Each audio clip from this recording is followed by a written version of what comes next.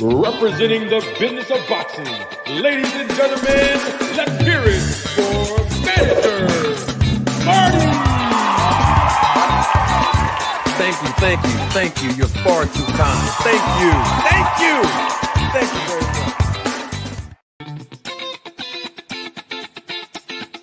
much. Representing the business of boxing, ladies and gentlemen, let's hear it for Mr. Marty! Thank you. You're far too kind. Thank you very much.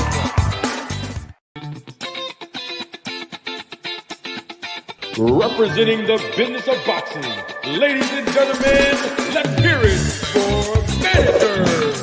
Marty!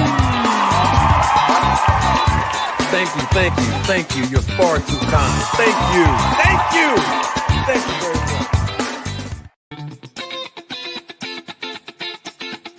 Representing the business of boxing, ladies and gentlemen, let's hear it for Mr. Marty! Thank you. You're far too kind. Thank you very much. Ladies and gentlemen, members of the Roll the Tape film crew, members of the jury, we are live and live in color real quick. What's going on? What's up? Yeah, let's talk about it. Coming right in. We coming right in today. What's going on? Everybody good? Good. Welcome to another episode of Roll the Tape Podcast with Manager Marty. I'm your host, Manager Marty. I'm so excited to be here with each and every last one of you. If you are watching the replay of this live, I welcome you as well. To all my spies, my haters, my detractors, I welcome you as well. Come on, y'all. Come on, walk in the door. You know, I usually leave the plates by the door. So as soon as you walk in, all you have to do is grab a plate before you have a seat. So I'm encouraging you, grab a plate now. Grab a plate. I have some food to serve you. Some food for thought. Did y'all see the fights this weekend? I know you did. Some of you. Did y'all see the fights this weekend? Let's talk about it. You know, there's late breaking news that we're hearing that Terence Crawford and Canelo Alvarez agreed to terms. But we're going to get to that in just a moment. But before we get to that, we got to make sure that I acknowledge and double salute the members of this channel who are the supervisors of the Roll the Tape film crew. So double salute to my guy, Andre Smith. He's in the building with us. I seen him when he pulled up in the parking lot, and I wanted to make sure I acknowledge him as the viewership is increasing exponentially. Before we get to that, we have to make sure that the air fryer gets warm enough, okay? That's the whole thing about this live. These live broadcasts, they're very entertaining, they're very educational, but at the same time, they're very important to what we do to make sure that I can continue to provide you with quality content through all of my videos.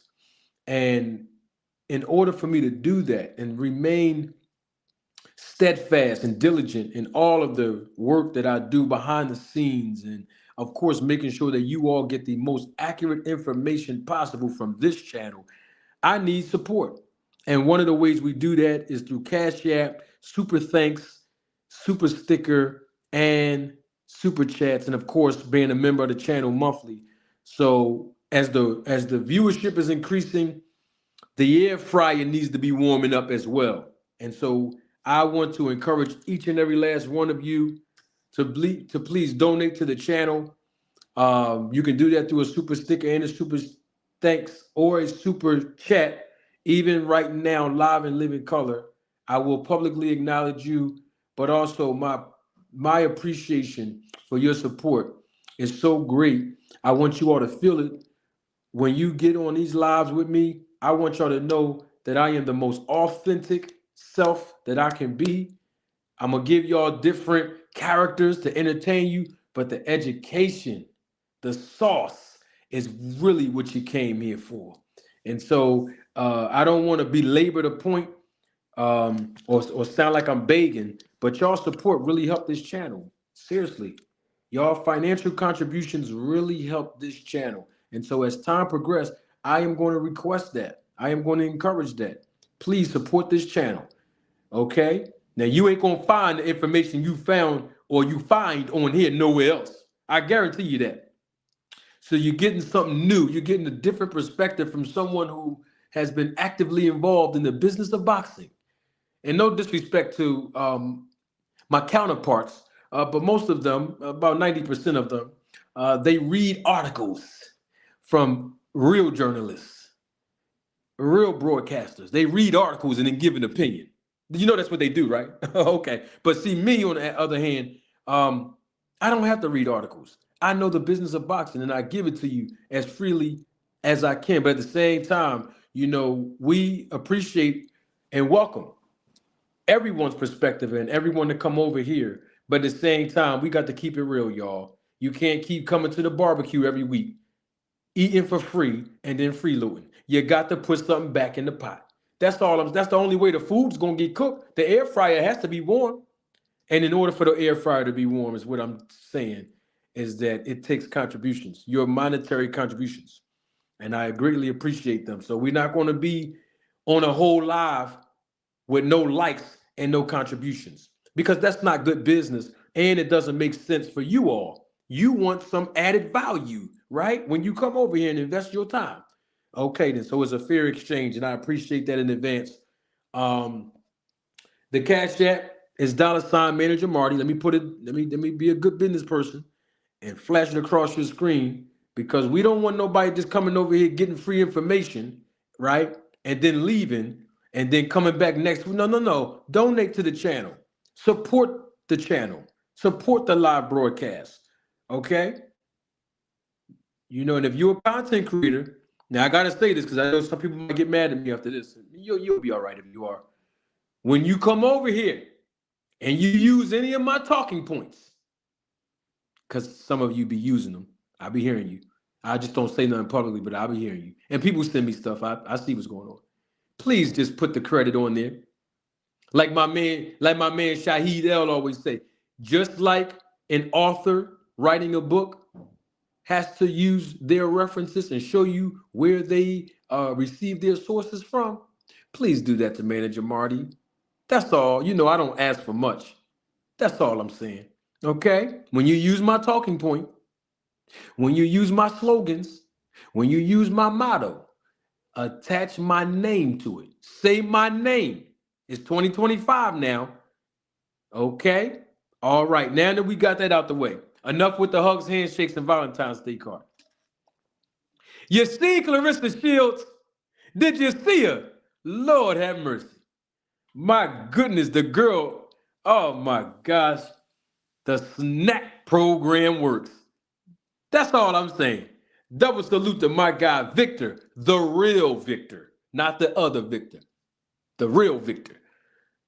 Thank you for your support and contribution to the channel. Victor says in the super chat, for the nourishing content and the groceries, 100. Thank you so much, Victor, for the first and definitely not the last super chat of the broadcast. Appreciate your contribution as always, man. Victor always coming over and supporting, man. So shout out to my man, Victor. Did y'all see Clarissa? Oh my goodness. I mean, I told y'all about a phone booth that this excruciating power from fighters that represent SNAC, it seems to kick in between the first and the third rounds. And lo and behold, in the third round, oh my goodness, Clarissa Shields rocked that girl. She almost knocked her down and possibly knocked her out. She was out on her feet in the third. Did y'all see that? I mean, speaking of being out on her feet, I mean, Danielle Perkins People thought that she tripped over the referee, but she didn't. She actually didn't have any legs, and she fell on her own. And that's what happened. And we know what round that happened in, don't we? Oh, okay. Mm, We're going to get to that in just a moment. But I have to give my perspective, which you're not going to hear this perspective nowhere else, because no one else is more qualified than me to speak on this. And that's the overall observation. Let's start with the referee. And I have to say this, and I hate criticizing my fellow referees and judges, but we got to keep it real. I mean, that's what you all came here for. You came here for sauce. And the more super chats we get, the hotter the air fryer is going to be, just so you all know. That was one of the worst officiating that I've seen in a long time. Seriously. I sat there and I was shaking my head watching the main event. Clarissa Shields versus Danielle Perkins. I mean, I was devastated. I mean, I really was. Because most of you may know this, and as the viewership is increasing exponentially, some of you may not know this, but I am trained and certified as an official, a referee and a judge through USA Boxing. I don't know if many of you know that or not, but and through our training, right? And we get certified and licensed every year. I was disappointed in the referee. I want to start there with the referee. First and foremost, anytime an athlete or a professional boxer fall on the ground, y'all have never seen this anywhere else if you follow boxing for a while, right? The referee do not extend their hand to literally help the boxer up. If you've seen that before last night, tell me in the chat, please. If you've seen a referee do that in live time during a live fight, professional fight, tell me in the comment section below if you're watching the replay of this live. Now, if you hear anybody else bring up that talking point, you know where they got it from, right? The referee is not supposed to do that. Danielle Perkins, she fell on her own. She was out on her feet in the third round. She was trying to lean on Clarissa. The referee yelled, break, right? We all know what break means in boxing. When these fighters take a half a step back, the referee is supposed to move out of the way, stand at the diamond angle, and allow these two fighters to resume competing. When Perkins took her half step back, she fell on the ground. She didn't trip over the referee's foot. I know that people thought that, or it looked like that on TV or through the live stream, but no, she was out on her feet. She was hurt and laid flat on her back. Now, if she tripped over the referee's feet, I need to see that again because I replayed that several times and I still haven't seen it. But anyway, even if she did, the referee is not supposed to extend his or her hand and help the fighter get up. Where they do this at? That referee and official last night seemed incompetent to me. Now, I'm using that word, and that is a very strong word, but remember, I'm qualified. I'm certified. I'm trained.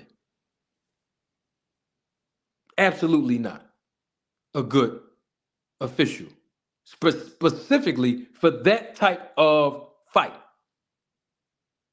I believe that official was not prepared to officiate that fight last night. A unification fight for undisputed supremacy? male or female boxing, doesn't matter. That referee made so many different errors in that fight, and I was totally disappointed. That's all I'm saying. Double salute to my guy, Band Up. He's a member of the channel's supervisor for the Roller Tape Film crew. And Band Up says, you got my mans up there? What we on today? I believe he's referring to Terence Crawford. Did you see the thumbnail, Band Up? If you didn't, when this live go off, I'm sure you're going to love Terence Crawford wearing that SNAC shirt. I chose that picture for the thumbnail today. We're going to get to that in just a second, but not only that, but the referee made another mistake.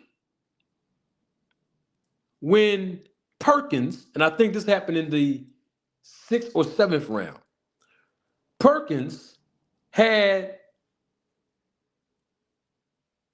one of her arms extended, right, on the face of Clarissa Shields. On Clarissa Shields, right? She had that one hand extended. She didn't jab with that. She just left it there. And she threw, and I counted, and I replayed this over and over. 1, 2, 3, 4. She threw 4 punches while her other hand was still resting, extended on Clarissa Shields' face. And the referee allowed her to throw 4 punches. Now, let's say if all 4 of those punches would have landed flush and seriously hurt and injured Clarissa.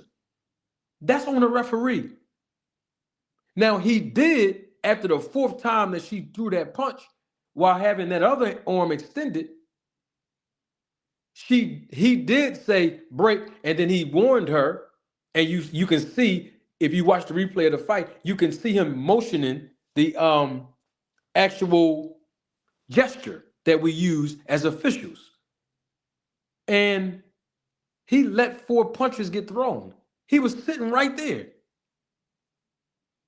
The first punch that was thrown, when that athlete did that, when Perkins did that, he should have stopped both of them, called break, and gave her a warning. Third mistake that he made, which is the biggest mistake that the official made last night, when Perkins got knocked down, and we're going to get to that knockdown in just a second. But, you know, I like to entertain y'all, right? But seriously, when Perkins got knocked down, right? Perkins got back up. The referee started to pick up the count from the timekeeper. Some of y'all might not understand what I'm saying. I'll break that down in another video. I had a decorated licensed timekeeper who was a friend of mine's come up on the platform here, and I interviewed her a year and a half ago. I'm gonna have to bring her back up here so she can explain certain procedures and protocols to you all, right? But anyway, when she got knocked down, the referee looked at the timekeeper. He picked up the count at 4. When he was counting 5, 6, Perkins turned her back on the referee. And the mistake that the referee made was he kept on counting till he got to 8. Well, how are you counting, referee, if the whole purpose of you counting with your fingers and your words is to not only evaluate the fighter, but also to give the fighter an opportunity to see and hear the actual count? So why was the referee still counting while Perkins' back was turned? That's a rookie mistake. Even a rookie wouldn't make that move. And not only that, after he counted to 8, Perkins still had her back turned. And then when Perkins turned around, he actually was about to allow the fight to resume normally, but of course time had elapsed and the fight was over. Terrible mistake. When you are an official, and I wish there's an official watching this video, and you know this as a referee and official, And you know I'm right about this. After a fighter gets knocked down and get back up, and as an official, you're counting, and you see in the eyes and the body language that the fighter is not responding, giving you the inclination as an official that they are prepared and ready to continue, your job is to wave the fight off. When Perkins turned her back for a minimum of 3 or 4 seconds, the fight should have been waved off. I don't care how many rounds was not left. It don't matter how many seconds or minutes was left until the bell rung. She turned her back. That body language alone says something to the referee.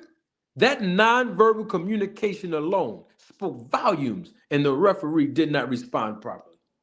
I was totally disappointed with the incompetence of that official last night. I need the air fryer to warm up a little bit more. I have some other things that I want to address. But we need more support for the channel. Can we please start by at least hitting the like button? You know I don't ask for much. When a professional boxer turns their back on the referee, even if they say, no, I'm good, fight's waved off. When a fighter gets knocked down, get back up, and just so happen to be inside of the neutral corner or even their own corner or the opponent's corner, and the referee is counting, if the fighter is resting their arms on the ropes or shaking their head, these nonverbal communications from boxers mean something. Why do you think the referee waved the fight off when Anthony Joshua was fighting Andy Ruiz in their first fight? Y'all remember that? And you saw the body language of Anthony Joshua. He didn't want no more smoke, but the referee was experienced and knowledgeable enough to say, I'm calling it off. Thank you, EBL. I was going to bring that up right after this point, but I saw it in the chat, so now I'm going to bring it up. Richard Steele. If you follow boxing, you know who he is. Decorated, world-class official, referee. Called off the fight with Meldrick Teller. 2 seconds left. And when the 10-second bell was ringing, there was a red light. Back in the day in the 90s, they used to have the red lights on top of the turnbuckles for the referee to be aware if there's a 10-second bell that's sounding, even if they couldn't hear it because of the crowd, right? Richard still saw that. But guess what? When Meldrick Teller got knocked down and he got back up, the trainer, Lou Duva, God rest his soul, he's no longer with us. Kathy Duva, the promoter of main events, her brother-in-law, Dan Duva's brother. Yeah, see, I know my boxing. Meldrick Teller got back up, but Lou Duva jumped on the apron. And Meldrick Teller turned his head to look at Lou Duva while Richard still was counting. And guess what Richard did? He waved the fight off. It's all about body language. And it was 2 seconds left. Double salute to my guy, Jay Mills. Always coming strong in the super chat. Warming up the air fryer. Thank you for your contribution and your support to the channel. Jay Mills says in the super chat, he says, Manager Marty, just paying a little dues. I appreciate that, Jay. Because now the air fryer is going to warm up. So body language and nonverbal communication is extremely important to an official. And when Perkins turned her back, the referee should have waved that fight off. 2 seconds left or not.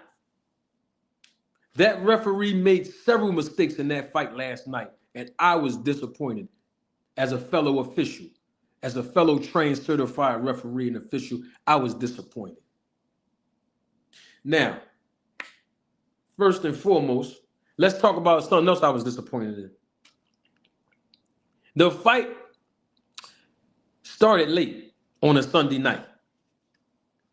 I mean, I know it's a hard pill to swallow when you have to come out and do a show as a promoter 24 hours after a major fight happens in Vegas, like a Benavidez versus Morrell. They sold that place out in Vegas. We're going to get to that in a second.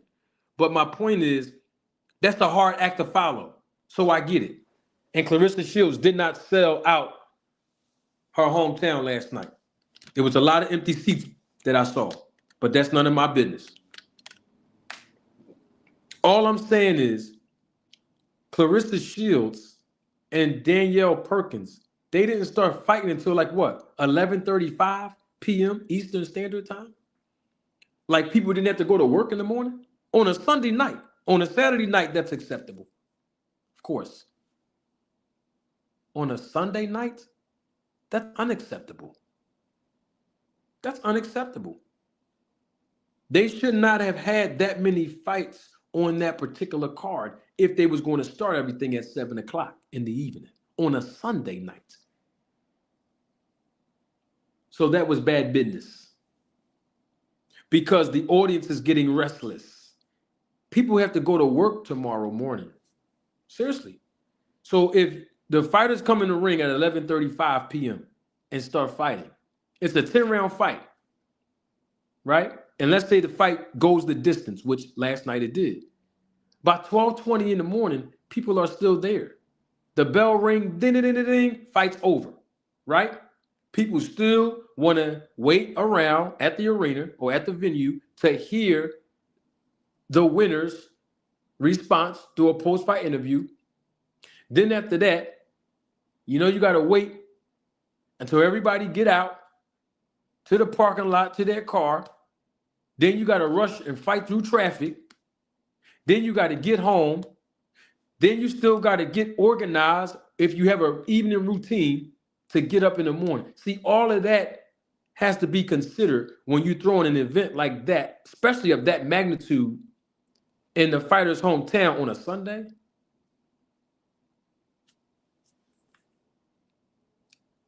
Sunday night. So that's all I'm saying. And secret dance move. You're in my chat saying, and it's not the first time you've been in my chat.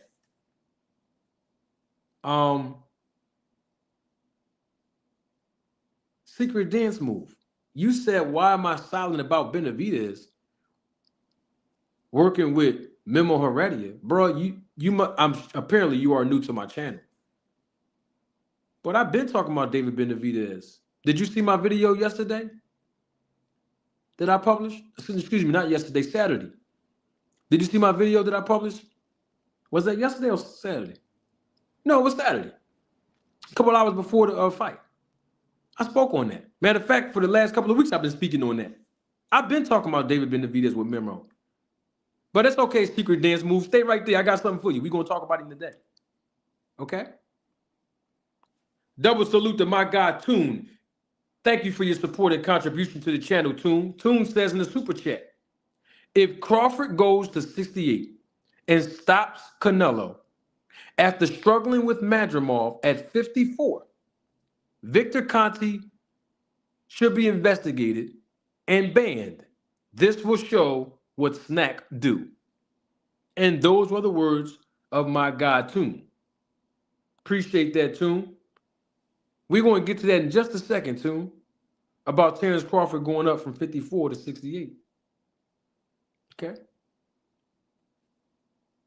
Now, that's all I have to say about the overall experience, because on a Sunday night, having the main event start at 11:35 p.m. or 11:40 p.m., way too late.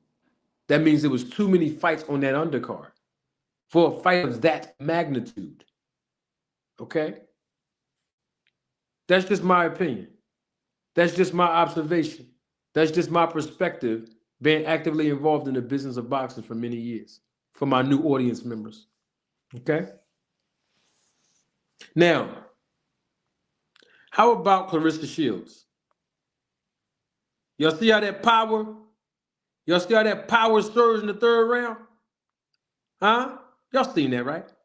My goodness, that power was, ooh, that power was there in the third. She stunned Perkins. And Perkins fell down on her own.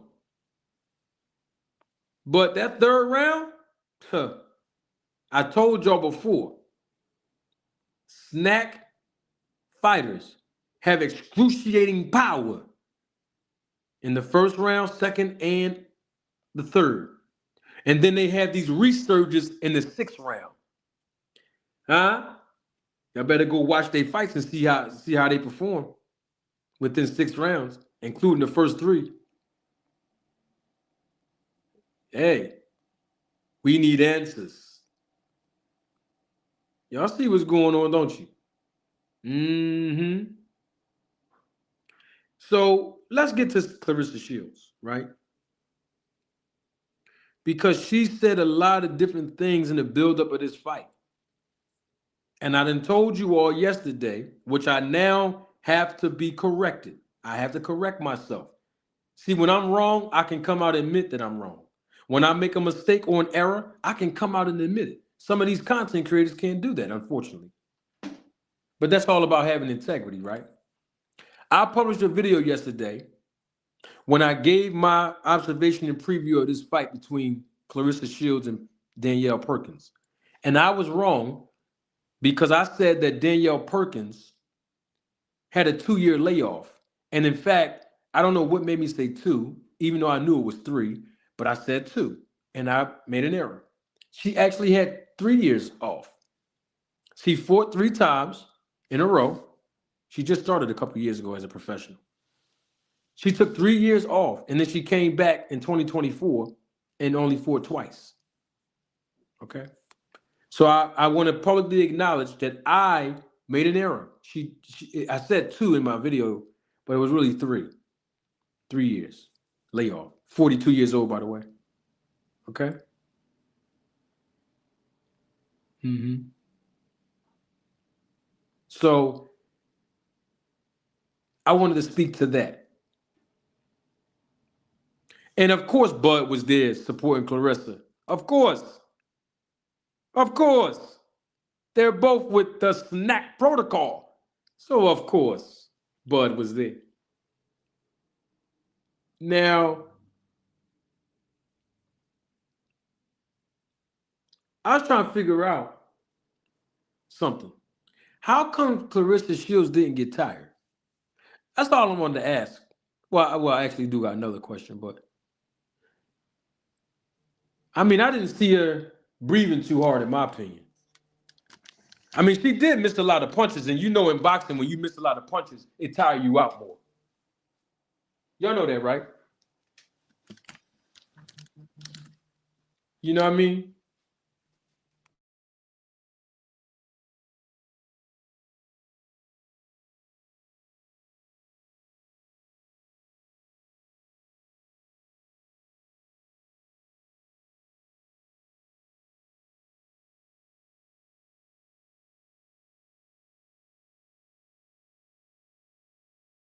I'm just trying to figure out what happened. I mean, she missed a lot of punches. If she would have stepped with those punches, she would have knocked Perkins out, in my opinion, way earlier than the time she actually knocked her down, which was in the last round. Clarissa Shields made this fight a little bit harder for herself. But at the same time, she had a lot of stamina in this fight. Oh, yes, she did. And I have to say this too. Danielle Perkins was the naturally bigger fighter, right? But that didn't stop Clarissa Shields from knocking her down and hurting her 2 or 3 times in this fight. Did you see when she landed, when Clarissa landed? Y'all see when she landed that right hand? Perkins' eyes rolled in the back of her head. Lord have mercy. Did y'all see that? I mean, we've never seen Clarissa Shields have this excruciating power. Of course, moving up in weight. We need answers. So she did not have any stamina issues, and she had more power than we're used to seeing her. I mean, don't get mad at me. Because the thing is, one of the things is that I did, go on and look at the screen if you can, right? Because she always talks about how accomplished she is. And I have to give her credit. She won last night, dominating fashion. And she's now unified, undisputed in multiple weight classes in women's boxing. And now is the undefeated heavyweight champion of the world. But you know, a couple weeks ago, and even a couple years ago, she has been on record constantly berating Layla Ali and talking about how much she's more accomplished than Layla Ali and how Layla Ali can't beat her. And so Clarissa Shields, to my new audience that don't know this, Clarissa Shields was doing a live about 2 weeks ago. Could have been last week, but I think it was 2 weeks ago. Because she was responding to what Layla Ali was saying in an interview that was conducted by Andre Ward. And she was dissing Layla, talking about how much more accomplished she is, and she's the GOAT, greatest woman of all time, right? And I didn't even know she had a YouTube channel until 2.5 weeks ago when I saw her post that she's getting tested by quote-unquote VADA at 6 in the morning. Remember when the DCOs came to her house at 6 in the morning? Yeah, I did a live on that, a video. Some of y'all was here. Then that's when I realized she had a YouTube channel. But I was just scrolling. I was just scrolling on YouTube, just scrolling, and I saw her in my feed that she was live. So I figured since she was live, I figured I'd ask her a few questions. So if you look at your screen, you see I circled it for you. I did my homework already. I asked Clarissa a question on that. And the question was, and I circled it for you, and I'm still waiting for Clarissa to answer that. Why did you go to SNAC if you are more accomplished than Layla Ali? That was one of the questions that I asked her. You're already undefeated. You were already unified in multiple weight classes as an undisputed fighter. You're the greatest woman of all time, you claim. Why did you go to SNAC? Okay. Second question I asked her. Go on and look at your screen now. Go on and look at it. I circled it for you so that you didn't have to do the homework. I did it for you all, okay? Since you are the GOAT and you're more successful and more accomplished than Layla Ali, why did you go to Victor Conte? And I capitalized that question. Why did you go to Victor Conte? Nobody else is talking about this on YouTube, but why not me? They call me a spearheader. They call me a trailblazer. They call me a trendsetter on this topic. I'm more qualified. And I'm an anti-doping advocate now. So, the real advocate. Not like Devin Haney said he's an advocate. Victor Conte also says he's an advocate, but we know the difference between an avenue and an advocate.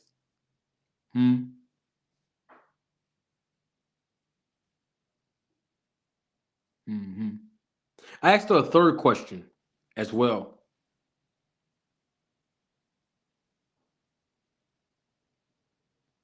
Look on your screen.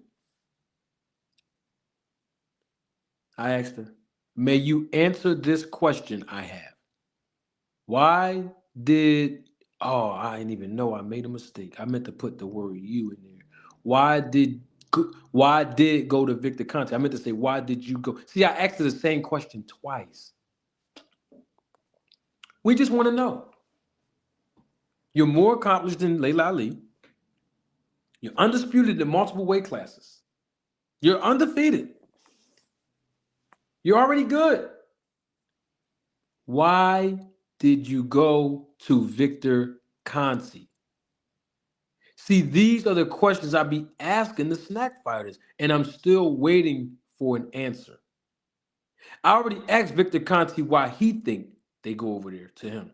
He gave me 3 different responses within 2 different interviews. 6 days apart, 5 hours of total live dialogue I have. But I want to ask the fighters, though, that's over there. Why? You're already good, right? What did you call him for? That's all I'm saying.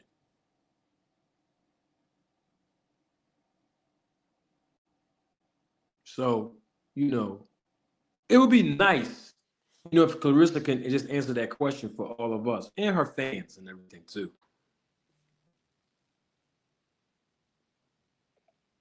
Now, somebody in my chat said something about that question doesn't make any sense.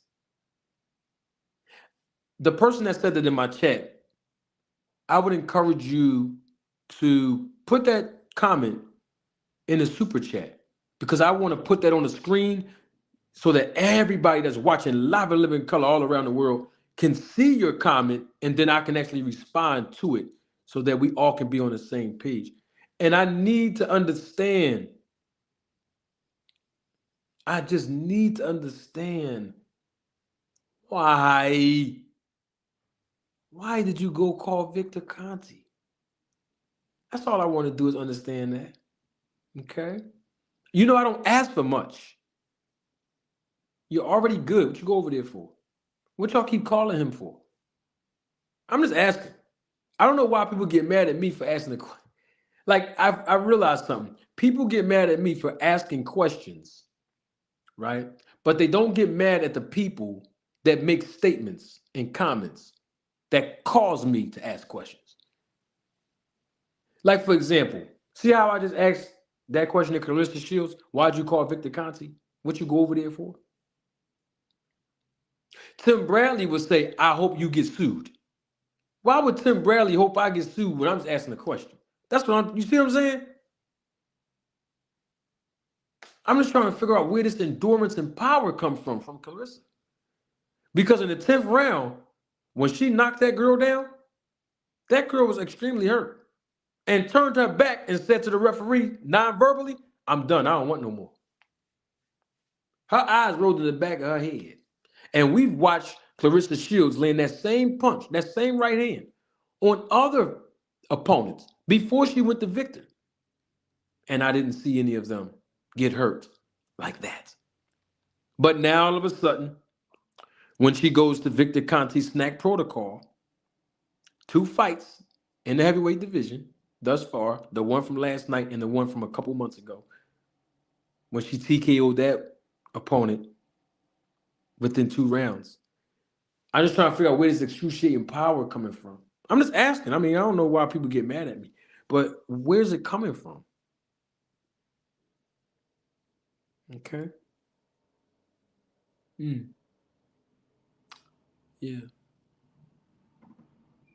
The SNAC program works.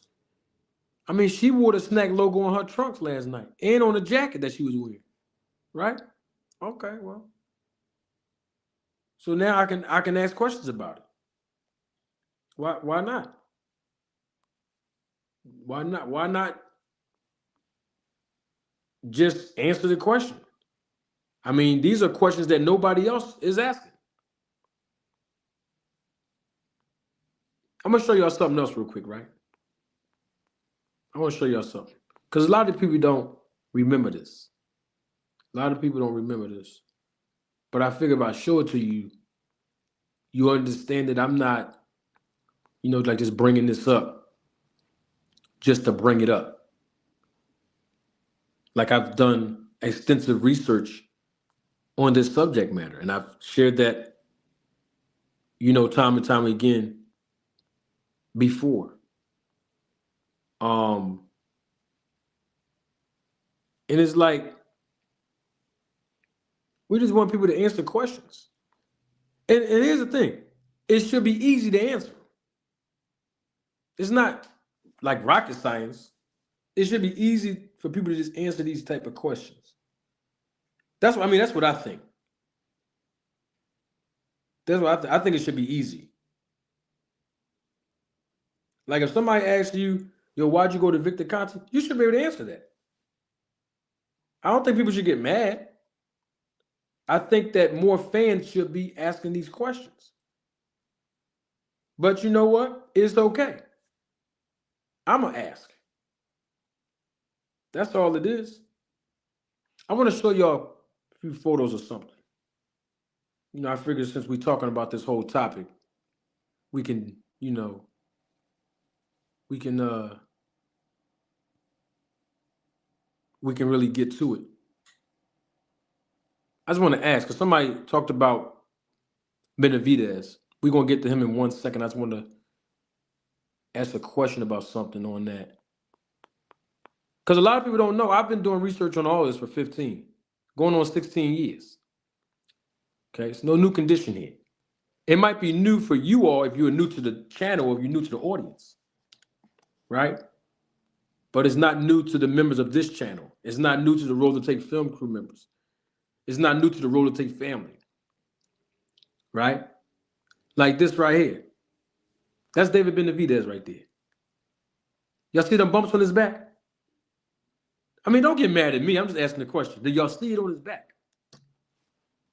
That's David Benavidez after he fought Caleb Plant. Yeah, I look at fighters' backs now.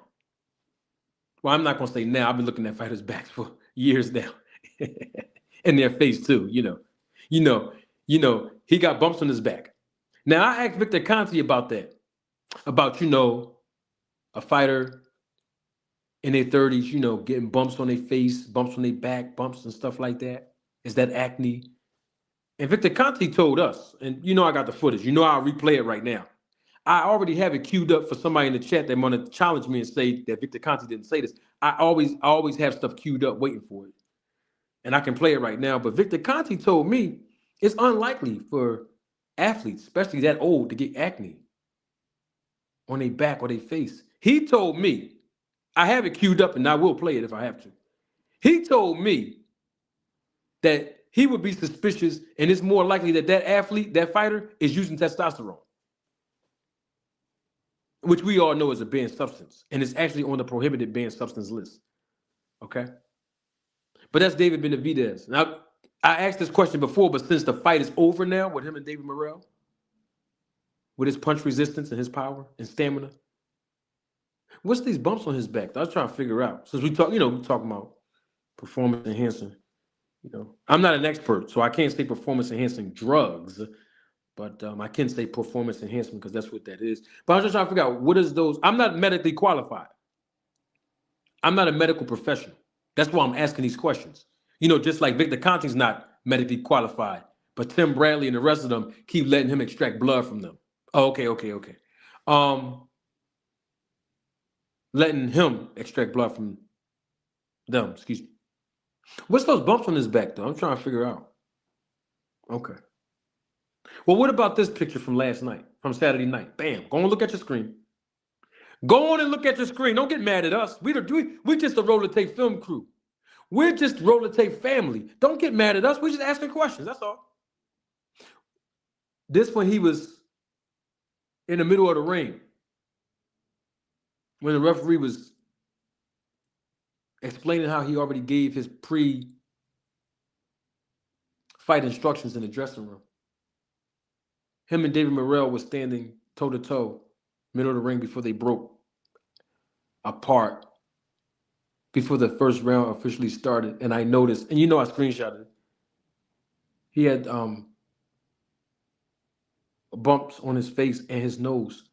Something we haven't seen, go look at his previous fights. I haven't seen bumps on his face and his nose. I mean, I've seen him on his back, but I just never seen. So I trying to figure out what is that.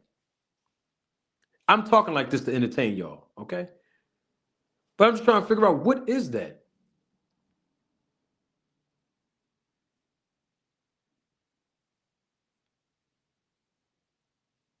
He has bumps on his nose and his face. And then in his previous fights, the bumps be on his back. I'm not medically qualified, so that's why I can't diagnose the guy. But what is that? I'm just asking a question. We know that David Benavidez is rolling and have been rolling around with two guys who are very questionable in the sport of boxing. Questionable meaning they have a history of peddling, administering, and supplying performance enhancement drugs to athletes. We know this already. Okay? So I'm just trying to figure out what, and I'm not accusing, I'm just asking, what is that on his nose and in his cheek? What is that? What's that right there?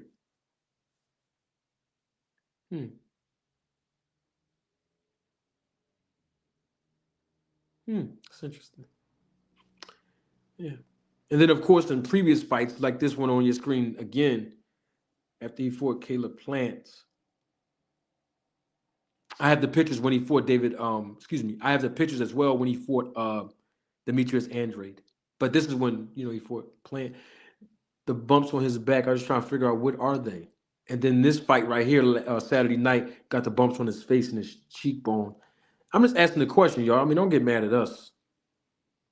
We're just asking questions, That's all we're doing. It's interesting. Okay. Hopefully somebody listens and answers these questions that we have. It's unfortunate that people don't want to answer these easy. These are, and look, I ask easy questions too. Like I don't even ask hard questions.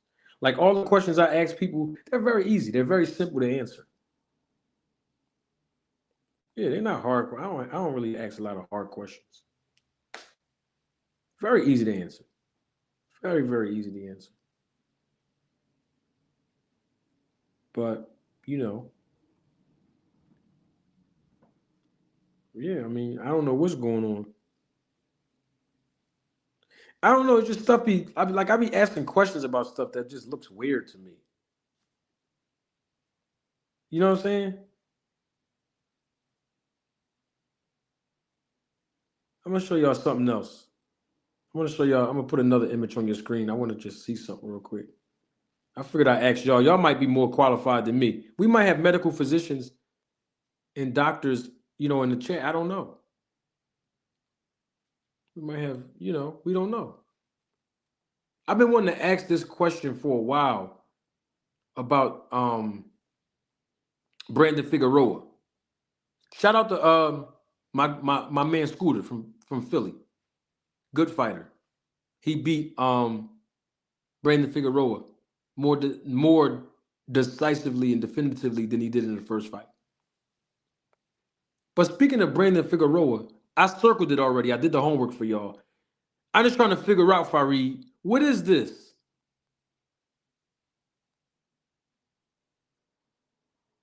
Huh? Go and look at your screen. What's up, Cash Crypto? What is this on your screen, if y'all can see it? Hey, what's up, Steve Maga? Excuse me, Steve Maga. That's my guy, Steve Maga, in the chat. What is this?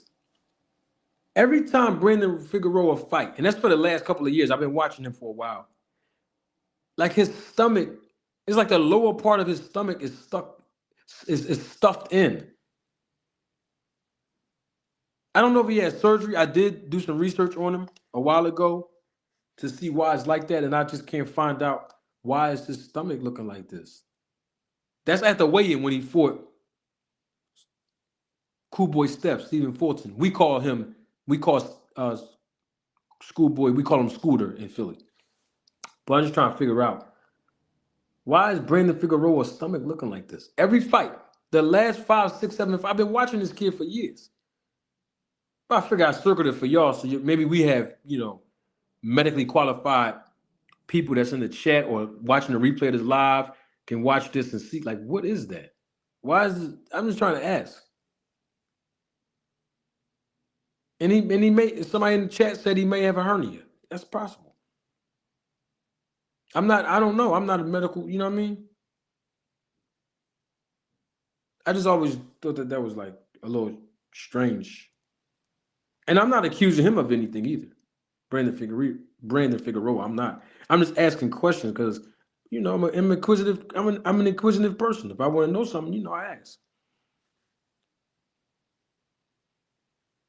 That's all I'm saying. Yeah, I figured I'd just ask. I mean, somebody else might know.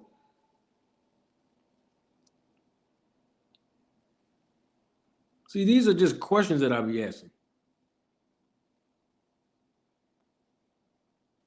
Some people might not be thinking about the questions that I ask, but at least I ask them.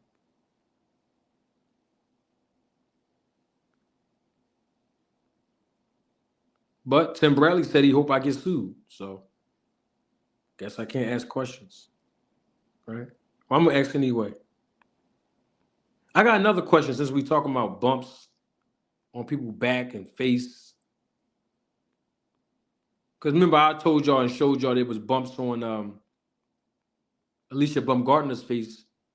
You know when she tested positive for methanolone. Y'all remember that? Mm-hmm. Some people might have forgot about that. I didn't. I definitely didn't forget.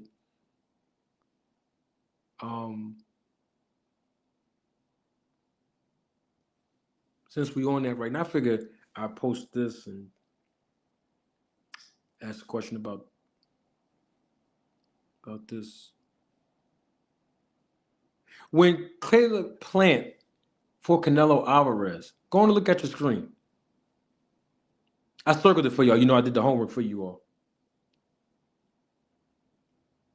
What was that? What was those bumps on his back up there? You see where the red circle is? It's just a question I'll be wanting to ask. That's when he fought Canelo Alvarez a few years ago. Why is them bumps on his back? What is that? I'm not a medically qualified individual. I have expertise in other areas, but not medically. I don't know. That's what I'm asking. I circled it for y'all. Some of y'all forgot about this. Some of y'all didn't see this. I look at fighters' backs. I do. The ones that's, suspicious. I look at their backs and their face. And when I see it, I screenshot it and circle it so I can come back and send it to you all. And I've been doing this for years, way before I even came on YouTube. But I'm just trying to figure out, what is that? Now, somebody might say, well, come on, Manager Marty, you reaching. All right, I'm reaching. Well, what about this picture right here? Bam! Woo, Lord have mercy. Good God from Zion. What's that then? Don't get mad at us. We're just a roller tape film crew. Don't get mad at us. We're just asking questions. What are those bumps on his back, y'all? Somebody gonna get mad at me after this. After this live, they're gonna get mad at me. But why? I'm just asking. I'm not medically qualified. I'm just asking. Now, somebody might say, well, what fight was this in? This was back in 2019. And of course, he was with the SNAC program then as well. When he fought the boy Jose. And I always mispronounce his last name. It starts with a U. Remember when he fought Jose Uskadaji or something? I forgot how to pronounce his last name. The guy Jose. Y'all remember that fight? Remember in 2019 when Caleb Plant fought him? Y'all remember this? Remember? He knocked him down in the second round. See, I keep telling y'all about when these SNAC fighters get in these fights and they get this excruciating power in the first, second, third round, then they get another resurgence in the sixth round. Lord have mercy. Remember he knocked the guy, what's his name? Jose Udikazu. I forgot how to pronounce this guy's last name. Some of y'all remember in 2019. He knocked him down in the second and the fourth round. Y'all remember that? I'm just asking the question. Don't get mad at us. You ain't going to find this nowhere else. That's why I'm glad y'all here. What is those bumps on his back in 2019? I'm just asking. What is the bumps on his back here? 2 years later in 2021 when he fought Canelo. See how the bump's not on his back now? All over his back? Like this? Bam. But then 2 years later, it's just on the corner of his shoulder. I'm just asking. What about this? Go and look at your screen. Alicia Baumgartner. What is those bumps on her face? Remember, this is the fight where she tested positive for methanolone. Y'all remember that? I've already spoke on this a couple weeks ago, but I'm just bringing it back up since we're talking about bumps. I don't know if it's acne or not. I don't know. I'm not medically qualified. See, I'm man enough to admit I'm not medically qualified. But Victor Conti's not medically qualified, and you got all these SNAC fighters, including Timothy Bradley, that keep letting him extract blood, keep letting him evaluate their blood test results, keep letting him diagnosing them, keep letting him give recommendations. Huh? At least I'm man enough to admit I'm not medically qualified. But Tim Bradley said he hope I get sued for asking questions. That's crazy. I'm just asking. Why these bumps keep appearing on people's faces and backs when they either test positive for a banned substance or they're rolling with known former or current dealers of PEDs. That's all I'm asking. Now we already know Clarissa. We already know that Alicia Baumgardner tested positive for methanolone. We know that already. And then I broke it down a couple of weeks ago when someone else tested positive for it. You put it on the screen because people still don't believe. I mean, I showed this before. I'm just figuring out to talk about it again because I be wanting to know, y'all. Look at your screen. Y'all see this?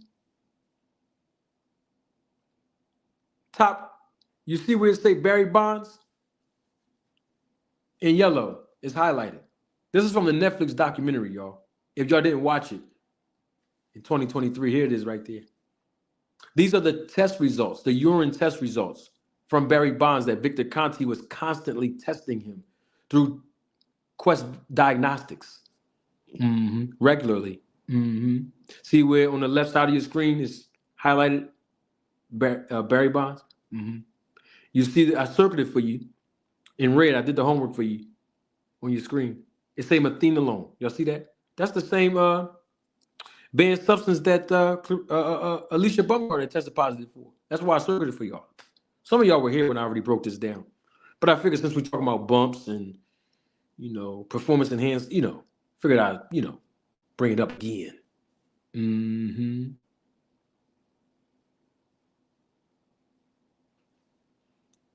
We need answers. So don't get mad at us. We just a roll the tape film crew. And we just have questions. And before I let you go, let's talk about this. Terence Crawford versus Canelo Alvarez, right? When is that fight supposed to happen again, y'all? I'm just asking. When? Because I checked on BoxRec earlier today, and it's not listed on there. I made some phone calls and found out behind the scenes that it's not listed in other places as well. The ABC haven't even received information that this fight was actually happening. Did you all see a tweet from Terence Crawford within the last 24 hours about this fight between him and Canelo?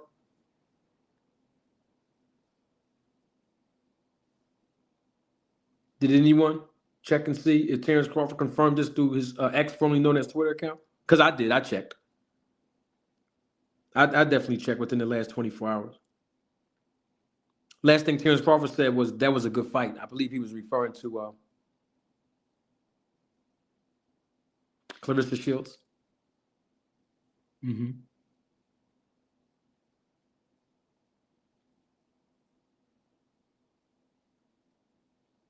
Oh, no, not Clarissa Shields.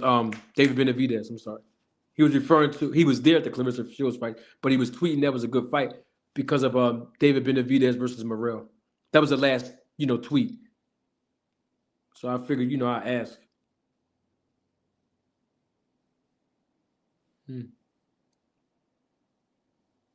How about Canelo Alvarez? Did y'all hear any statements made from him publicly as well?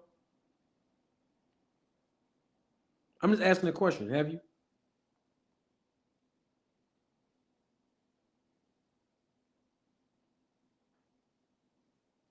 you? Anyone? Okay. So I have a question on that. Who said this fight was officially happening? Who said? A reporter again? And then content creators are reading reports again? So it was no official statement made from Canelo. No official statement made by Terence Crawford. The only reference that we have is Ring saying that they heard that this fight was closely being negotiated and they're targeted, like just all these different vague words. So there is no confirmation. See, we can't keep going by hearsay is the point that I'm making, ladies and gentlemen, members of the jury, members of the Roll the Tape film crew. Sources say.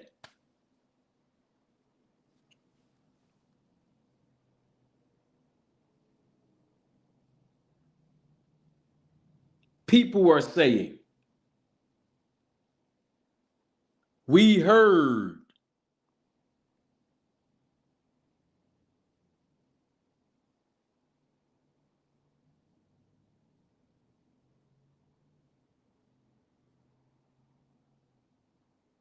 But nothing is actually official, right? I thought Canelo was fighting on Cinco de Mayo weekend, like he always does. I thought we heard that Canelo was fighting William Skull. I mean, that's what we heard, right? Okay.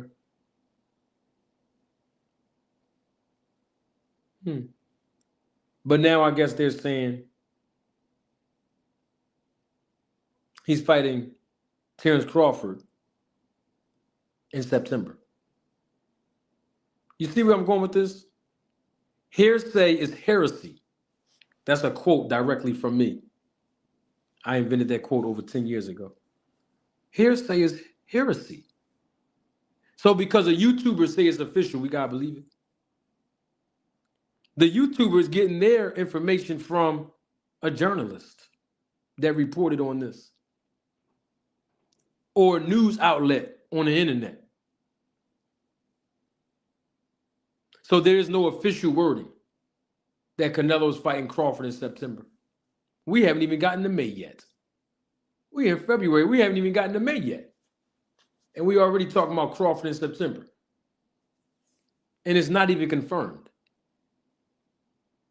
You see where we're going with this? I've been talking about this for a long time now, since I've been on YouTube. I see there's a trend that's so popular on YouTube. All a person that has influence got to do is say something, and people will believe it. Don't tell you where their resources came from. Don't tell you who their sources are. But the whole time they reading the article. Just like when you get the same article from all these different media outlets on the internet, all of these different journalists, the same way you do. You, I'm talking about you that's listening to me. Content creator or not, you that's listening to me. You see what I'm saying? So it's not official. But I figure if I say breaking news, then, you know, YouTube will start pushing it out so y'all can come and hear what I have to say about it. Because it's in the algorithm, you know. Everybody know the channel shadow ban. So it's not official yet.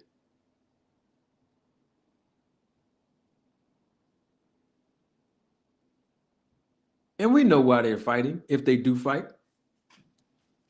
For a check. Don't let these fighters fool you. Don't let these YouTubers fool you. Don't let content creators fool you. Don't let these journalists fool you. Don't let these broadcasters fool you. When they talk about legacy, legacy is always attached and associated to a check. Believe that. Believe it. Oh, man, I ain't worrying about no money. Man, I'm fighting for legacy. Yeah, all right. This is called prize fighting. This is their profession. These boxers, this is their profession. Don't ever get it twisted. A side and B side. This is their profession. They always are fighting for a check. Just like when we go to work every day. We going in there for that check. Okay, then. It's no different. Legacy. Yeah, all right. Devin Haney said, We don't fight tune-ups. And I got the tape already queued for somebody to challenge me on that. And here it is. He fighting who? Ramirez. Sound like a tune-up to me. Oh, okay. Shakur Stevenson said, I'm retiring. I'm retired from boxing. Y'all remember that? I did a video on this and I did a live on it. I'm retired from boxing. Shakur Stevenson fighting February 22nd, isn't he? Oh, okay. All right. Mm-hmm. Keyshawn Davis. Hey, man, you know, Andy Cruz. Yeah, man, I ain't worried about. I better stop. I'm a businessman, but I ain't going to never fight Shakur. Better stop listening to these fighters. Ask them when the fight gets announced. Stop jumping the gun, some of you.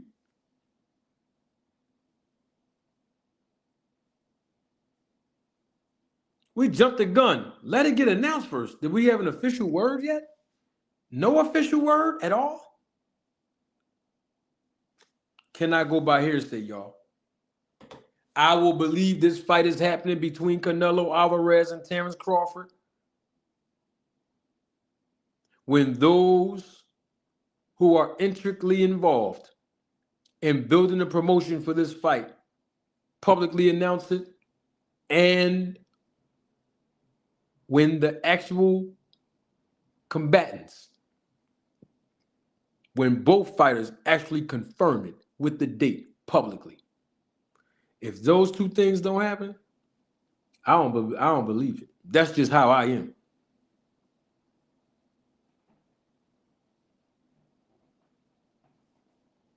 So